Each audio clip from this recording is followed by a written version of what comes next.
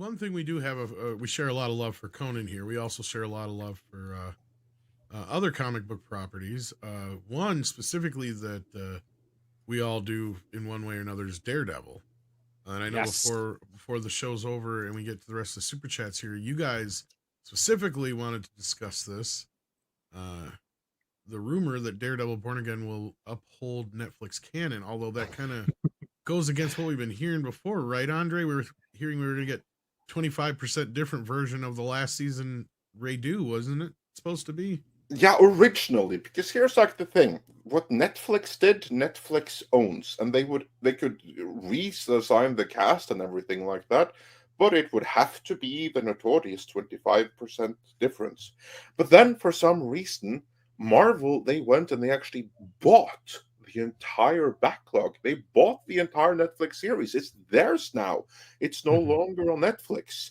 It's Well, on and it needs to be Disney Plus. noted that this was actually done during Chapek's era. Remember, Yes, and it was Chapek right that, after that did Spider-Man: that. No Way Home. And I still maintain the reason for that is I didn't think they realized until after that fact how popular he was. Because the moment Spider-Man: No Way Home came out and people learned that he was in the film, the Netflix show jumped to the top like 5 or no, it went to like number 1 for a while on the Netflix chart. Yeah. And at that point, they went and bought him.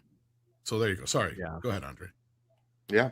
No, exactly as Tom said. Then they went and they actually bought the old series, and when they did that, they no longer have to be 25% different because it's theirs now. They now can make 100% canonical. They could have just picked up with continuations. season 4 if they wanted. Yeah, if they want to, they can do that now. But instead, they are doing this new Daredevil Born Again, which will retread some of the same ground that's covered in earlier stories. At least that's what we have been told. But now we have this rumor coming from CBR, or at least it's not coming from them, but they are the ones reporting it, that Daredevil Born Again will uphold the Netflix canon. So for all intents and purposes, if that is true, it should be season 4, although this is in conflict with what we have heard before, and certainly not all the cast are coming back. The ones who are coming back is like Charlie Cox, and it's John Bernthal's Punisher, but beyond that, it's a little bit more mixed, if you Vincent will. D'Onofrio, and that's about it. Yeah. Vincent D'Onofrio, yeah, they have yet to confirm Foggy. Karen, they have explicitly said is not in the show, and Vanessa Fisk, has been recast. Kingpin's paramour, has been recast for some bizarre reason. And of course, no word of Elektra, although, canonically she wouldn't necessarily be in the picture. So just bizarre. And you pair this with the statements of Charlie Cox and Vincent D'Onofrio, who have both separately confirmed this is a very different show. I think, what was the exact verbiage that Charlie Cox used? We're going to see the lighter side of Daredevil. And Vincent D'Onofrio said, this is not Netflix Daredevil, this is Disney's Daredevil. So it's not going to be exactly the same thing. Exactly. And so this seems to be in conflict. I have a feeling perhaps this is a bit of marketing fluff after when Vincent D'Onofrio made those statements, and then some of the photos of Charlie Cox on set came out. There was a little bit of blowback from Daredevil fans who are very dedicated. There was a save She-Hulk. Yes, and She-Hulk too. In the immediate aftermath of both of those things, there's a bit of blowback, and I'm wondering if this isn't just a bit of planted damage control to say, oh, well, we own it now, so it technically could be part of the same continuity, even though, and this is really the main thing, the cast could all change. It's the creative team that made the show work, right? It was a Drew Goddard production. The primary writers on the show were Christos Gage and his wife, comic writer, who did Manhunter and a few other things. Also did a really good Daredevil graphic novel called Daredevil Redemption. That was really the heart and soul, the beating heart of the Daredevil program on Netflix. None of those people are coming back. Absolutely none of those people. They got some people who worked on She-Hulk and some people who wrote some police procedurals and even sitcoms to come in, and that's the writing team on this show. Those are the showrunners. The two showrunners are literally police procedural guys. So I'll give it the old 1 episode try, but I don't.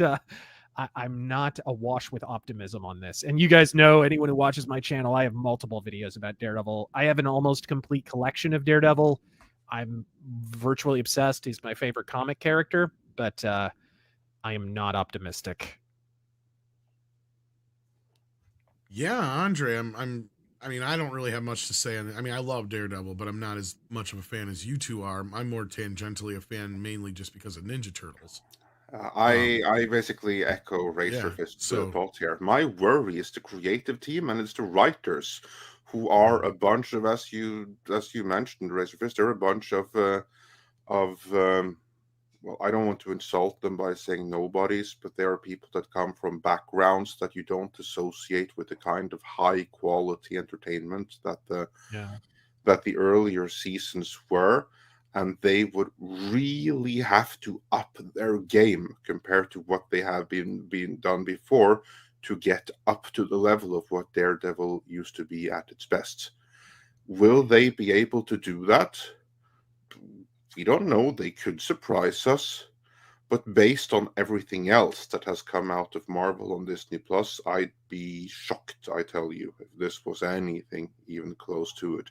And I even heard like rumors that the Punisher is going to be like angry with cops that use his logo and stuff like that, which seems kind of like a betrayal of what was before. So that's been a big bugaboo with Disney of late. They have a real problem with Punisher because they construe that it's been co-opted by domestic terrorists and blah blah blah, right? They have this whole thing.